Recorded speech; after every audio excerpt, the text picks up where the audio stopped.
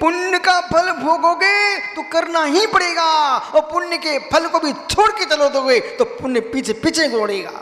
धन्य भी योगेश्वर जिन्होंने चक्रवर्ती जैसे पद को छोड़ करके चल दिया। वो मालूम छोड़ा चक्रवर्ती का सिंहासन और लग गया समोषण का सिंहासन। भगवान शांतिनाथ जयवंतो, कुंतनाथ जयवंतो, अरे नाथ जयवंतो, चक्रवर्ती का सिंहासन छोड़ा, समोषण का सिंहासन लग गया। क्या है सागर जी, पीछे देख रहे हो, तुम्हारी सली गली मतारी एक बार रूखी रोटी खिलाती थी, बेटा छोड़ के आ गए तो पूरी दुनिया की माँ तुमको बेटा मान के खिलाती है। एक के घर में रहते तो वही मित्र कड़ी लपटा खाने को मिलता, और यहाँ तुम आते होता तो ये नरेश सेठी आपको चूरमा बाटी खिलाता है, और फिर भी मालूम कितना गरीब बन के हाथ जोड़े बैठे रहते।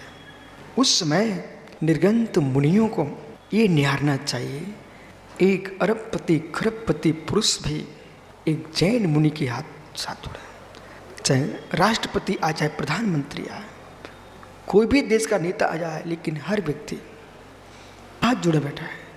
बेटा उसमें निर्णय करना, ये तुम्हारे तन के हाथ नहीं जुड़े हैं, तुम्हारे मन के लिए हाथ नहीं जुड़े हैं, आपके रत्नात्रय धर्म की विशुद्धि के लिए हाथ जुड़े हैं। जिसके हाथ जुड़े हैं आपका मन विशुद्ध हो, आपकी वाणी विशुद्ध हो, आपका शरीर विशुद्ध हो, तीनों में भिन्नता दिखना चाहिए। जैन मुनि के अंदर व्यापारी नहीं दिखना चाहिए, जैन मुनि के अंदर भिखारी नहीं दिखना चाहिए, और जैन मुनि के अंदर मेरे मित्र नौकर नहीं दिखना चाहिए। एकमात्र निर्गंत के सामने अरहंत अवस्था दिखना चाहिए। व्यापार बुद्धि चलाओगे जीवन भर तुम कष्ट में रहोगे, लेन देन में जीवन निकल जाएगा। जैन मुनि का जीवन व्यापारी का नहीं है, भाषा बदलना चाहिए। भिखारी भी नहीं है कि दे दो, जब कोई पहुंचे दे दो। लोगों ने राजेश भैया जाना बंद कर दिया, विश्वास मानिए। जहां जब भी पहुंचे दे दो सब चलने लग गया ना, लोगों ने, सज्जन लोगों ने निर्मल भैया जाना बंद कर दिया। बोले कितना दूं, घर चलाऊं कि नहीं चलाऊं कि तुम्हें ही दे दो।